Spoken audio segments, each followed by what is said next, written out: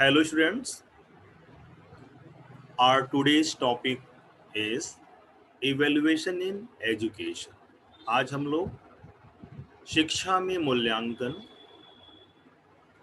के बारे में हम जानने का प्रयास करेंगे और इसमें हम लोग सीखेंगे कि इवेल्युएशन क्या होता है, इसका कॉन्सेप्ट लेने की कोशिश करेंगे, इसके स्कोप को जानेंगे, इसके टाइप्स को जानेंगे और इसके इम्पैक्ट को जानेंगे कि एजुकेशन में इसका क्या प्रभाव है, ये शिक्षा के लिए क्यों इम्पोर्टेंट है। ये सारी बातें जानने का हम लोग काम करने वाले हैं। ठीक है, तो सबसे पहले इसको हम लोग डिफाइन करें। तो डिफिनीशन से पहले अगर इसकी हम मीनिंग बताने की कोशिश करें तो इवेल्युएशन जो वर्ड है बेटा, वो असेसमेंट का या आकलन का क्वालिटेटिव पार्ट है। क्वालिटेटिव का पार्ट का मतलब गुणात्मक। हम दो तरह से हम चीज़ों का आकलन करते हैं। पहला आकलन हम करते हैं बेटा, जैसे मान लो क्लास में दो लोग बैठे हैं, किसी का वेट 40 किलो है और किसी का वेट अगर 45 किलो है, तो हमने कह दिया अरे मेरा वेट तो तुमसे कम है, इसका मतलब मूल्यांकन हो गया कि तुम मुझसे ज़्यादा मोटे हो। ठीक है, तो इसमें बेटा दो चीज़ें आई, एक तो आया 40 एंड 45। ठीक है, या किसी के मान लो बाल ज़्यादा लंबे हैं, किसी के बाल ज़्यादा छोटे हैं, तो आपने अगर उंगली से नाप लिया या स्केल से मेजर कर लिया और कह दिया कि देखो तुम्हारे बाल तो मेरे बाल से 3 सेंटीमीटर छोटे हैं या 5 सेंटीमीटर छोटे हैं, तो फिर हम ये वही कहना चाह रहे हैं कि तुम्हारा बाल तो छोटा है, मेरा बाल तो बड़ा है। ठीक है, तो ये वजन की बात या बाल की बात या किसी भी तरह की बात में दो चीजें आ रही है। देख रहे हो कि एक संख्या बार बार आ रही है, 40, 45, 3 सेंटीमीटर या 5 सेंटीमीटर। ये वर्ड्स आ रहे हैं बेटा, ये क्या है? ये एक नंबर है। ठीक है, तो अगर हम नंबर की जब बात करते हैं बेटा, तो जब हम नंबर की बात करते हैं तो ये मापन होता है, मापना होता है, क्योंकि हमने याद किया, मेजर किया, मापन किया। लेकिन जब नंबर के आधार पर किसी के गुणों के बारे में बात करते हैं, किसी की क्वालिटी हम बताते हैं, तो नंबर क्या था? 40 एंड 45। तो क्वालिटी क्या आया? थिक एंड थिन, मोटा पतला। ठीक है, तो मेजर इवेल्युएशन क्या है? इवेल्युएशन असेसमेंट का क्वालिटेटिव पर्सपेक्टिव है, यानी मूल्यांकन आकलन का गुणात्मक आधार है। यानी जब हम किसी के गुणों की तुलना करते हैं, जब हम किसी के गुणों से कंपैरिजन करते हैं, जब किसी के गुणों को कैटेगराइज करते हैं, तो वही मूल्यांकन कहलाता है। हमने कह दिया कि तुम ज्यादा गोरे हो या तुम ज्यादा काले हो, तुम ज्यादा मोटे हो या तुम ज्यादा पतले हो, तुम ज्यादा लंबे हो या तुम ज्यादा नाटे हो, तुम ज्यादा पढ़ने में तेज हो या तुम ज्यादा कमजोर हो। तो ये क्या है? ये गुणों की बात हो गई। ठीक है, मेरा ए ग्रेड आया, तुम्हारा बी ग्रेड आया, तुम्हारा सी ग्रेड आया। जो ABC ग्रेड क्या है? ये भी गुणों की बात हो गई। हमने इतने परसेंट मार्क्स पाए, हम क्लास में हाईएस्ट नंबर हमने पाया, हम क्लास में अव्वल आए, हम क्लास में सबसे ज्यादा जीनियस है। ये सब कुछ क्या है? ये सब इवेल्युएशन का पार्ट है, क्योंकि हम यहाँ पे क्वालिटेटिव एनालिसिस कर रहे हैं। ठीक है, तो अगर हम इसकी मीनिंग देना चाहें तो क्या कर सकते हैं?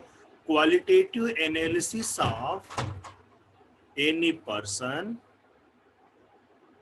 एनी ऑब्जेक्ट और thing is known as,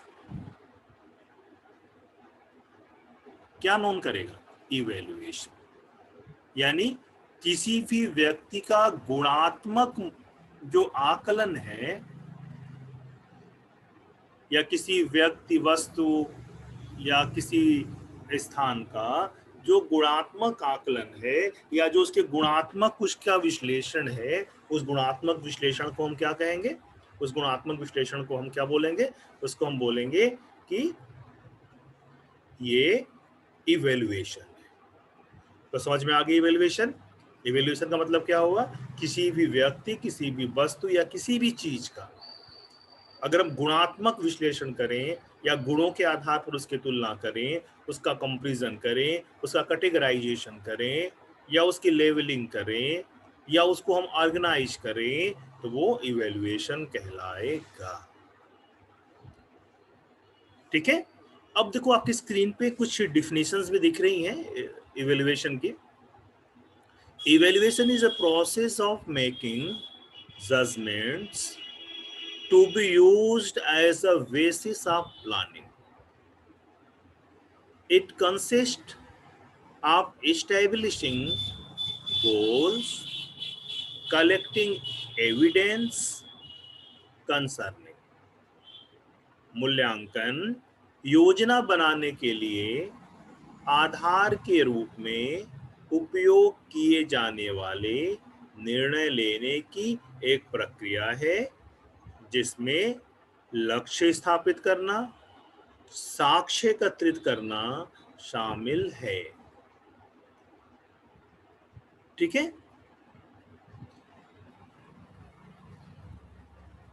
next definition क्या है? देखो स्क्रीन पे आपको क्या दिख रही है? Growth towards goals, making judgments about the evidence and revising procedures and goals in the light of judgment. It is for improving the product, the process and even the goal in themselves wills. लक्ष्यों की प्राप्ति, वृद्धि, साक्ष्य के बारे में निर्णय करना और प्रक्रियाओं और लक्ष्यों को संशोधित करना, यह उत्पाद, प्रक्रिया और यहाँ तक कि लक्ष्यों को अपने अंदर सुधारने के लिए किया जाने वाला कार्य मूल्यांकन। कहने का मतलब क्या है? जैसे मान लो आपने कोई गोल बनाया, कोई लक्ष्य बनाया कि आज हम बहुत ही टेस्टी कोई डिश बनाने वाले हैं।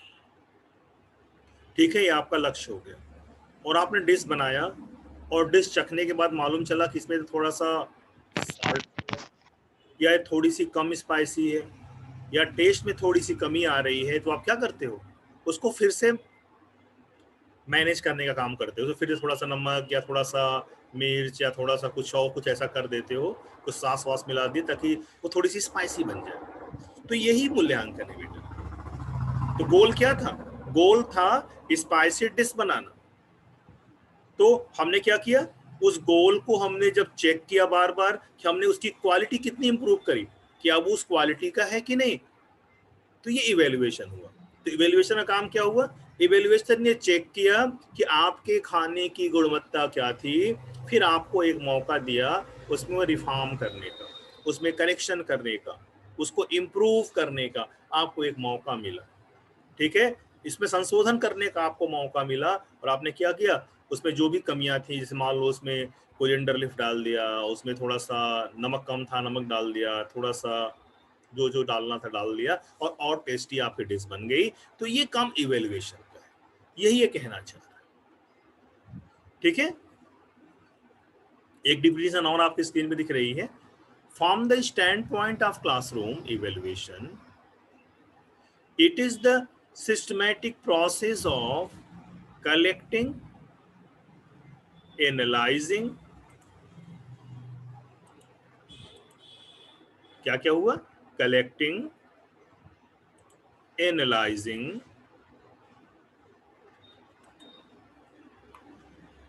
and interpreting information to determine the extent to which pupils are achieving instrumental objectives.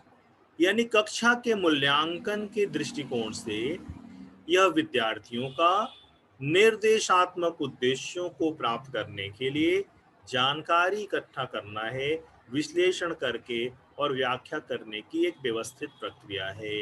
यानी कहने का मतलब अगर हम इवेल्युएशन की बात, क्लासरूम इवेल्युएशन की बात करें, तो क्लास में मूल्यांकन क्यों? क्लास में मूल्यांकन का बेटा दो कारण होता है।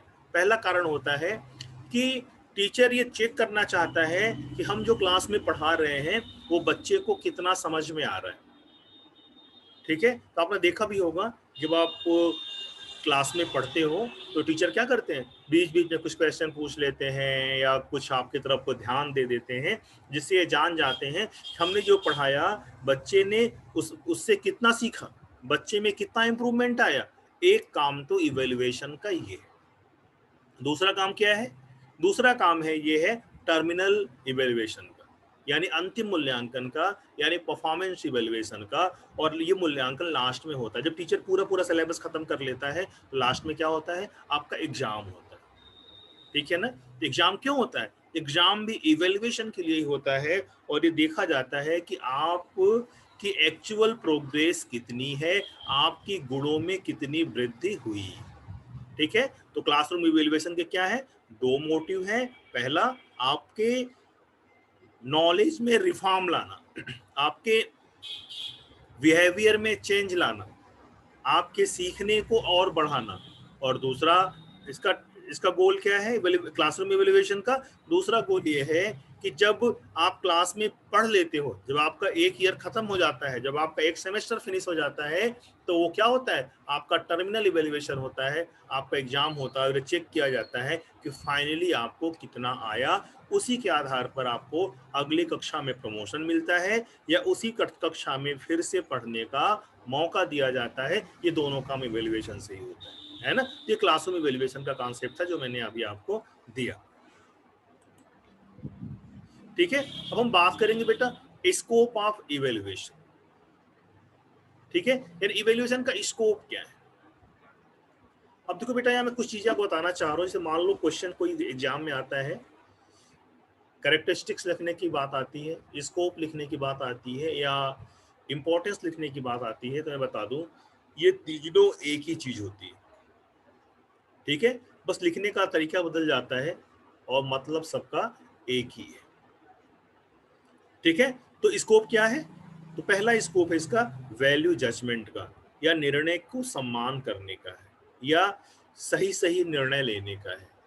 तो इवेल्युएशन क्या करता है, जहां हमें जजमेंट करना है, जहां हमें किसी के गुणों का पर निर्णय लेना है कि कौन सा किसका गुण अच्छा है या किसका गुण खराब है, तो वहां हमें इवेल्युएशन की आवश्यकता पड़ती है। तो इसका पहला स्कोप क्या हो गया, वैल्यू जजमेंट, या निर्णय को सम्मान करना, या गुणात्मक आधार पर निर्णय लेना। दूसरा इसका स्कोप क्या है, दूसरा स्कोप इसका है बेटा ascertaining the extent to which the educational objective have been attained, यानी ये चेक करना, उस विस्तार के बारे में जानना जिससे शैक्षिक उद्देश्यों के को प्राप्त किया गया है। यानी कहने का मतलब है कि जो आप शैक्षिक उद्देश्य या जो भी ऑब्जेक्टिव ब्लूम टेक्सोनॉमी में आपने पढ़ा था, जब आप टीचर बन के उस ऑब्जेक्टिव को निर्धारित करके आप क्लास में पढ़ाने गए, तो आपने क्लास में कितना ऑब्जेक्टिव कंप्लीट किया। जैसे मान लो अगर हमने 5 ऑब्जेक्टिव बनाया, उस 5 ऑब्जेक्टिव वो क्लास में कितने परसेंट कवर हुआ। जैसे मान लो किसी बच्चे का मार्क्स आया 60%, तो इसका मतलब क्या हुआ, इसका मतलब ये हुआ कि बच्चे ने आपका जो गोल था, जो आपने ऑब्जेक्टिव बना के क्लास में पढ़ाया था, उस ऑब्जेक्टिव का केवल 60% अचीव किया, अभी भी उसको 40% नहीं आता है ना। अब कोई मान लो 80% पा गया, इसका मतलब क्या हुआ, 80% पाने का मतलब होता है कि उसने 80% ऑब्जेक्टिव अचीव करी है, अभी 20% करना बाकी है। ठीक है, इवैल्यूएशन ये भी बताता है कि आपने जो उद्देश्य लिया उस उद्देश्य का कितना विस्तार हुआ, यानी कितने परसेंट उस ऑब्जेक्टिव को या उस गोल को या उस लक्ष्य को विद्यार्थी ने अचीव किया, इसका पता लगाने का काम भी होता है। ये इसका दूसरा स्कोप है बेटा। थर्ड स्कोप, इसका स्कोप क्या है, इफेक्टिवनेस ऑफ अप्रेजल और मेथड ऑफ इंस्ट्रक्शन, मूल्यांकन के निर्देशन और तरीकों की प्रभावशीलता। इसका मतलब क्या है, जो हमारे निर्देशन का तरीका था, जो हमारा मेथड ऑफ इंस्ट्रक्शन था, या हम जो पढ़ाने का मेथड चूज कर रहे थे, वो मेथड कितना प्रभावी है।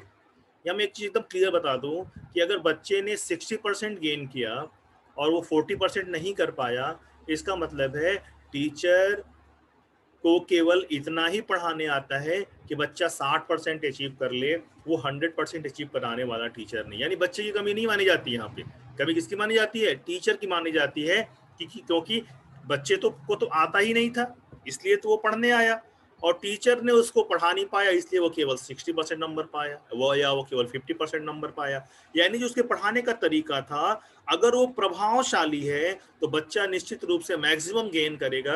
अगर पढ़ाने का तरीका प्रभावशाली नहीं है तो निश्चित रूप से वो नंबर लूज करेगा। तो इवेल्यूएशन क्या करता है? इवेल्यूएशन ये भी चेक करता है इफेक्टिवनेस ऑफ अप्रेजल और मेथड ऑफ इंस्ट्रक्शन। वो चेक करने का प्रयास करता है कि जो निर्देशन का जो तरीका था या जो पढ़ाने का तरीका था वो कितना प्रभावशाली था या कितना अच्छा था, इसको भी जाना जा सकता है। जैसे मान लो किसी क्लास में बच्चा 50% बच्चे फेल हो जाते हैं और 50% बच्चे पास हो जाते हैं, इसका मतलब हुआ कि टीचर ने जो मेथड यूज किया था वो मेथड अप्रोप्रिएट नहीं था, वो मेथड अच्छा नहीं था। टीचर को अपने पढ़ाने के तरीके में चेंज लाना चाहिए। ठीक है, नेक्स्ट इसका क्या है? नेक्स्ट है identifies pupils strength and weakness, difficulties and problems, needs and demands. ठीक है, तो एवेल्युएशन क्या करता है? एवेल्युएशन प्यूपिल का मतलब लर्नर या स्टूडेंट की strength, weakness, difficulties, problem, need और डिमांड को भी पहचानने का काम करता है। ठीक है, जैसे मान लो हमारा जब टेस्ट हुआ, तो जैसे ही हमारा टेस्ट होगा तो टेस्ट करने वाले को पता चल जाएगा कि हमारी स्ट्रेंथ किधर है। यानी जिन जिन प्रश्नों को या जिन जिन चैप्टर से आए हुए क्वेश्चंस को हमने कर लिया, या जिस जिस पेपर में हमने नंबर अच्छा पा लिया, यानी उस पेपर का नॉलेज हमें अच्छा है, यानी हमारी स्ट्रेंथ उधर अच्छी है, हम उधर बहुत ही मजबूती से वहाँ उस चीज़ को सीख रहे हैं। लेकिन जहाँ पे मेरा वीकनेस आया, जहाँ पे हम नंबर कम पाए, वो क्या बता दिया? वो बता दिया कि इस पेपर में वीक है, इसमें मेहनत करने की ज़रूरत है। हमारी डिफिकल्टीज को भी बता देता है, हमारी जो कठिनाइयाँ हैं, हमें क्या नहीं सीख पा रहे हैं, हम कौन से पार्ट को समझ नहीं पा रहे हैं, कौन सा सब्जेक्ट हमको डिफिकल्ट लगता है, उस डिफिकल्टीज और उसके पढ़ने के प्रॉब्लम्स को भी वो डिसाइड कर लेता है। ठीक है, कई बार आपने देखा होगा कुछ बच्चे आर्ट्स में बड़े अच्छे हैं, लेकिन मदर फादर ने क्या किया? जबरदस्ती इनको साइंस दिला दिया और वो लगातार लूज करने लगे। ठीक है, तो इवेल्युएशन से बच्चों की नीड्स पता चलती है कि उनकी आवश्यकता क्या है और उनकी डिमांड क्या है, वो क्या सीखना चाहते हैं। ठीक है, तो मूल्यांकन क्या करता है? मूल्यांकन पहचान करता है। किसकी पहचान करता है? विद्यार्थियों के स्ट्रेंथ की यानी उनकी ताकत की, वीकनेस की यानी उनकी कमजोरी की, डिफिकल्टीज की यानी उनकी कठिनाइयों की, प्रॉब्लम्स की यानी उनकी समस्याओं की, नीड्स की यानी उनकी आवश्यकताओं की, डिमांड्स की यानी उनकी मांगों की या उनकी जरूरतों की पहचान करने का काम भी इवेल्युएशन करता है। अब नेक्स्ट पॉइंट क्या है? Provide baseline for guidance and counselling. मार्गदर्शन और परामर्श देने के लिए एक जमीन तैयार करता है। यानी जैसे मान लो अगर हमें आपको गाइडेंस करना है, अगर हमें आपको सुझाव देना है, या हमें आपका मार्गदर्शन करना है, या हमें आपको परामर्श देना है, तो हम परामर्श किस आधार पर देंगे? हम देखेंगे कि आपकी डिफिकल्टी क्या है, आपकी प्रॉब्लम्स क्या है, या आपकी नीड क्या है, या आपकी डिमांड क्या है। हम उसी आधार पर आपको हम परामर्श दे सकते हैं, आपका मार्गदर्शन कर सकते हैं। यानी गाइडेंस और काउंसलिंग दोनों के लिए इवेल्युएशन क्या करता है? एक बेस लाइन तैयार करता है, एक सीमा तैयार करता है, जिसके आधार पर जिसके आधार पर क्या होता है? जिसके आधार पर टीचर बच्चों को का मार्गदर्शन कर पाता है। ठीक है, ये तो बेटा स्कोप की बात हुई। अब बात आती है पर्पज यानी आवश्यकता। इवेल्युएशन की आवश्यकता क्या है? हम क्यों इवेल्युएशन करें? तो देखो आपकी स्क्रीन पे दिख रहा है, to discover the extend of competence, यानी सक्षमता का विस्तार खोजने के लिए। यानी हम कितने सक्षम हैं, अगर हमें ये जानना है तो हमें इवेल्युएशन करना पड़ेगा, या अगर हमारी क्वालिटी चेक करनी है तो हमें इवेल्युएशन करना पड़ेगा। To predict the educational practices, शैक्षिक प्रथाओं का अनुमान लगाने के लिए।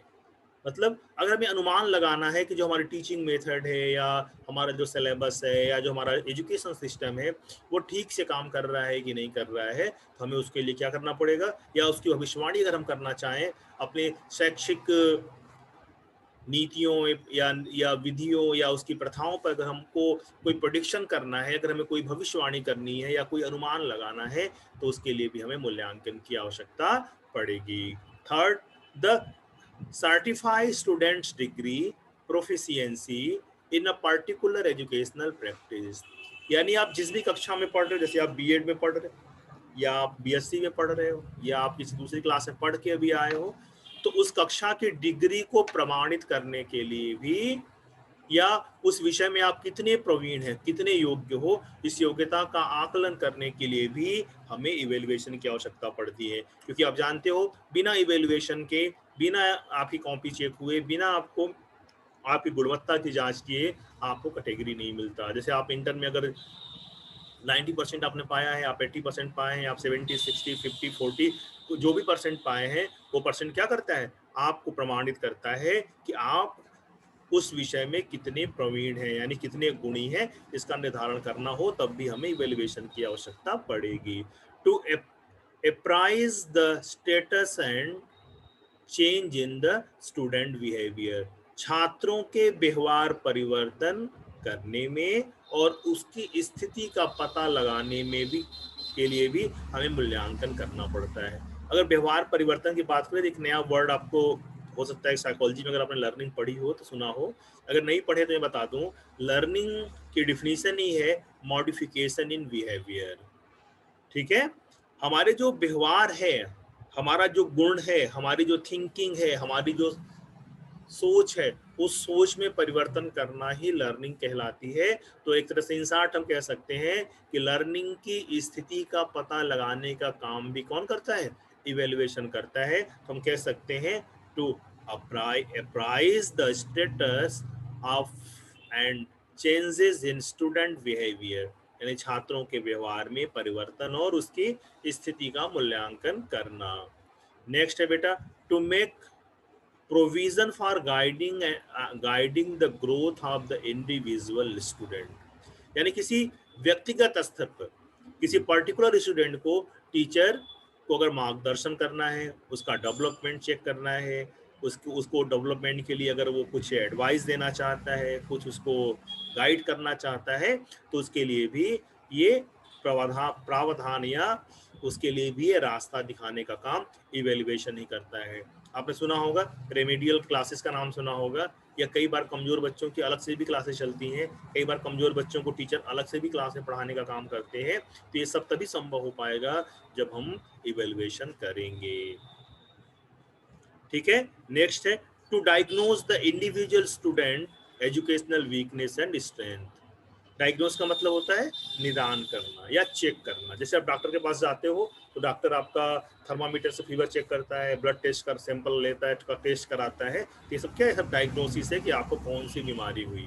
वैसे ही अगर चेक करना है कि स्टूडेंट को क्लास में कौन सी प्रॉब्लम है, उसका अचीवमेंट क्या है, उसे क्या नहीं आता है, उसे उसकी प्रॉब्लम क्या है, अगर इसकी हमको इसका निदान करना है या इसको डायग्नोस करना है, तब भी हमें इवेल्युएशन की आवश्यकता पड़ेगी। तो इवेल्युएशन ही बताता है कि बच्चे की एजुकेशनल वीकनेस और स्ट्रेंथ का लेवल क्या है। अगर इसको डायग्नोस करना चाहे, इसका निदान करना चाहे, ठीक है, तब भी हमें इवेल्युएशन की आवश्यकता पड़ती है।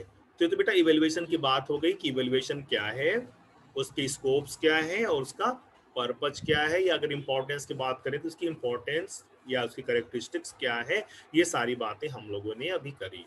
अब हम यहाँ बात करेंगे बेटा टाइप ऑफ इवेल्युएशन की। इवेल्युएशन का टाइप क्या होता है? वैसे तो इवेल्युएशन के ढेर सारे टाइप हैं, लेकिन जिसके बारे में भी हम आगे इस पूरे पेपर में पढ़ने वाले हैं। लेकिन अभी हम यहाँ पे इवेल्युएशन के केवल दो जो मेजर टाइप हैं जिसका हम नाम लेने वाले हैं, फॉर्मेटिव इवेल्युएशन या समेटिव इवेल्युएशन। ठीक है, या अब देखो ब्रैकेट में लिखा है क्या, प्रोसेस इवेल्युएशन या प्रोडक्ट इवेल्युएशन। इसको हम दोनों नाम से जानते हैं। अगर इसको हिंदी में कहना चाहे तो हम क्या कह सकते हैं, हम कह सकते हैं फॉर्मेटिव को निर्माणात्मक मूल्यांकन और समेटिव क्या बोलते हैं? संकलनात्मक मूल्यांकन। तो इवैल्यूएशन कितने टाइप है एजुकेशनल इवैल्यूएशन के? 2 टाइप। पहला निर्माणात्मक मूल्यांकन या फॉर्मेटिव इवैल्यूएशन, और एंड सेकेंड समेटिव इवैल्यूएशन या संकलनात्मक मूल्यांकन, या इसको दूसरे वे में कह सकते हैं प्रोसेस इवैल्यूएशन या प्रक्रिया मूल्यांकन, प्रोडक्ट इवैल्यूएशन या उत्पाद मूल्यांकन। हम इसको जनरली 4 नामों से जानते हैं, लेकिन जो इसके लिए बहुत ही अच्छा वर्ड यूज करते हैं, बहुत ही जो जिससे आप फेमिलियर भी हो, वो वर्ड है FA and SA। FA means formative assessment, SA means summative assessment. जो FA SA बार बार आपका होता आया है, 6th 7th में भी हुआ होगा, 2nd 3rd 4th में भी हुआ होगा, है ना। तो 8th तक आपने देखा होगा कि जब आप पढ़ते थे तो आपका जब रिजल्ट आता था तो उसमें FA1 SA1 FA2 SA2 ऐसे लिखे हुए आया करता था। वही है formative evaluation and summative evaluation. ठीक है।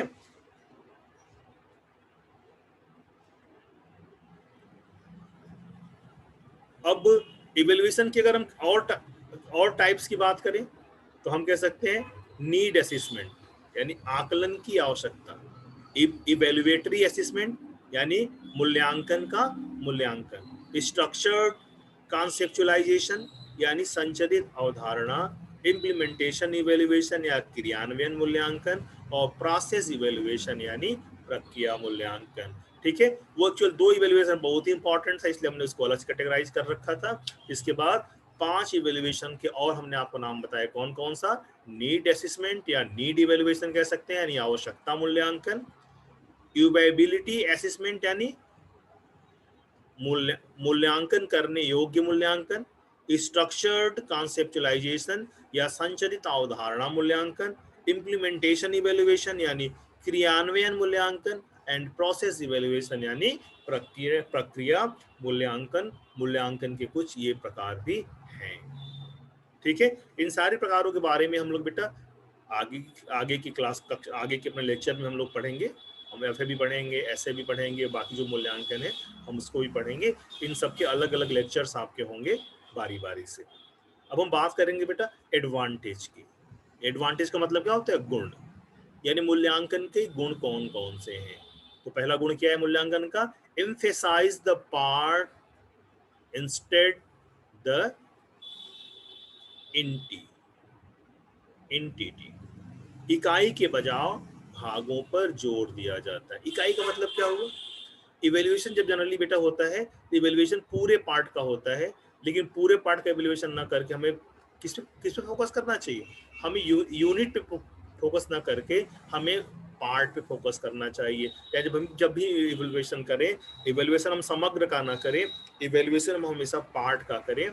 ये इसका गुण होता है। यानी मूल्यांकन किसका होता है? हमेशा मूल्यांकन हमेशा पार्ट का होता है, पूरे का नहीं करना चाहिए। सेकंड क्या है? The events are recent thus to marking accuracy and preventing distortion by time।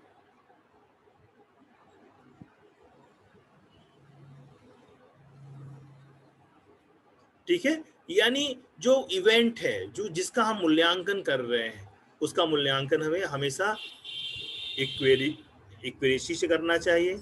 हमें उसका मूल्यांकन जो सटीकता से करनी चाहिए, और हमें डिस्टॉर्शन से बचना चाहिए, यानी हमें विकृति से बचने का काम करना चाहिए।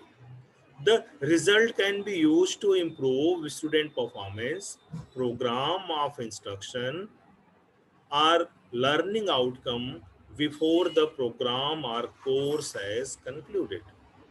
परिणाम का उपयोग छात्रों के प्रदर्शन, शिक्षा के कार्यक्रमों में सुधार करने के लिए किया जा सकता है। यह कार्यक्रम या पाठ्यक्रम के समापन से पहले सीखने का परिणाम होता है। यानी हम क्या करते हैं हम मूल्यांकन से क्या करते हैं? मूल्यांकन एक तरह का एडवांटेज देता है कि सीखने से पहले, यानी पूरा कोर्स खत्म करने से पहले हम अपने में इम्प्रूव कर सके, अपने परफॉर्मेंस को इम्प्रूव कर सके। हम अपने प्रोग्राम ऑफ इंस्ट्रक्शन जो हमारा प्रोग्राम इंस्ट्रक्शन है, जो हमारी लर्निंग आउटकम है, हम उन सबको मैनेज कर सकते हैं। ये भी इसका एक एडवांटेज है। अगर हम डिसएडवांटेज की बात करें, प्रॉब्लम क्या क्या आती है, तो पहली कमी जो आती है बेटा, marking judgment before the activity is completed. दूसरा क्या आता है, marking judgment before the activity is completed and not being able to see result before judgment are made intensive. Intensive यानी गतिविधि पूरी होने से पहले निर्णय लेना या निर्णय से पहले परिणाम देखने की क्षमता इसमें नहीं होती है, जिससे इसके कारण इसमें घुसपैठ की जाती है। यानी कि हम इसमें क्या करते हैं, इसमें बायस हो जाता है, जजमेंट को हम बायस कर देते हैं। क्योंकि जब हम बार बार इस बीच बीच में भी मूल्यांकन करते रहे, अगर बीच बीच में हम चेक करते जा रहे हैं, तो हमें मालूम चल जाता है कि कौन हारने वाला है, कौन जीतने वाला है, कौन अच्छा है, कौन बुरा है। तो उससे क्या होता है, नंबर पे वाइसिंग हो जाती है। Interrupted the flow of outcome, परिणामों के प्रवाह में रुकावट भी ये पैदा कर देता है। जैसे मान लो कई बार अगर हमें बीच में मालूम चल जाए कि हमारा नंबर ये आने वाला है, कई बार बच्चे क्या होते हैं, कुछ बच्चे कुछ इंक्रीज तो होते हैं, लेकिन कुछ बच्चे जो है अपने को मतलब एक तरह से, कुछ बच्चे तो नंबर देख के थोड़े से अपने एक उनको रीइंफोर्स मिलता है कि हम चलो और अच्छा काम करें, पॉजिटिव रीइंफोर्स उनको मिलता है। लेकिन कुछ बच्चे जो है इन्फीरियर भी फील करने लगते हैं, उनको नेगेटिव रीइंफोर्स भी मिल जाता है और उनके काम का जो प्रवाह है रुक जाता है। क्योंकि जब बार बार बीच बीच में चेक करते हैं, तो जो काम करने की स्पीड है वो प्रभावित होने लगती है।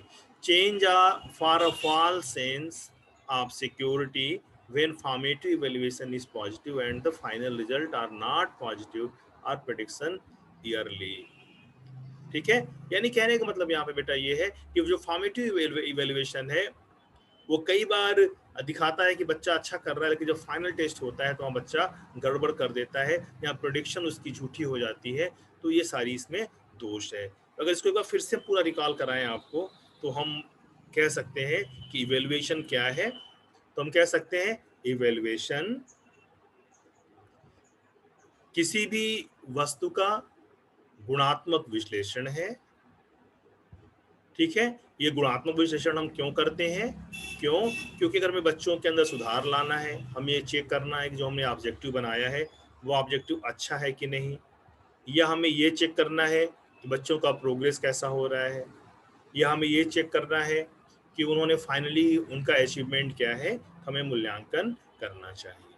मूल्यांकन का जो मैंने मेजर टाइप बताया एफ ए और एस ए बताया, फॉर्मेटिव असेसमेंट और हमने समेटिव असेसमेंट बताया। फॉर्मेटिव असेसमेंट और समेटिव असेसमेंट को हम बाद में फिर से और डिटेल में पढ़ेंगे अगली कक्षाओं में। और फिर हमने इसके गुण और दोषों की बात बताई। तो मैंने बताया यहाँ पे कि जो मूल्यांकन का जो गुण है, वो गुण ये है कि मूल्यांकन करने से उन सारी चीज़ों में हमें हेल्प मिलता है जो हमारी लर्निंग को इम्प्रूव करती है। जैसे अगर हम बीच बीच में अगर मूल्यांकन करते जाएं, हमें ये मालूम चल जाता है कि गलती कहाँ हो रही है, तो हम उस गलती को ठीक कर सकते हैं। लेकिन इसका दोष क्या आएगा, इसका दोष यह आएगा जो बीच बीच में हम चेक करेंगे, बार बार चेक करेंगे, तो जो हमारा वर्क का फ्लो है वो रुक जाता है, जो हमारे काम करने का फ्लो है वो रुक जाता है, हमारी पढ़ाई थोड़ी सी बाधित हो जाती है। ठीक है, तो उसकी एक प्रॉब्लम आती है। दूसरी प्रॉब्लम क्या आती है, दूसरी प्रॉब्लम ये आती है कि जब हम बार बार बच्चों को उनका रिजल्ट बताते हैं, तो कुछ बच्चे उससे मोटिवेटेड होते हैं और कुछ बच्चे उससे जो है डीमोटिवेटेड हो जाते हैं। जिससे क्या होता है, कुछ बच्चे तो प्रेरणा पाके काम अच्छे से करने लगते हैं और कुछ बच्चे अपने काम को करने में से रुक जाते हैं। ठीक है, तो ये बेटा पूरा इवेल्युएशन का कॉन्सेप्ट था। और कहीं पर कोई डाउट हो तो आप डिस्कस कर सकते हो। आप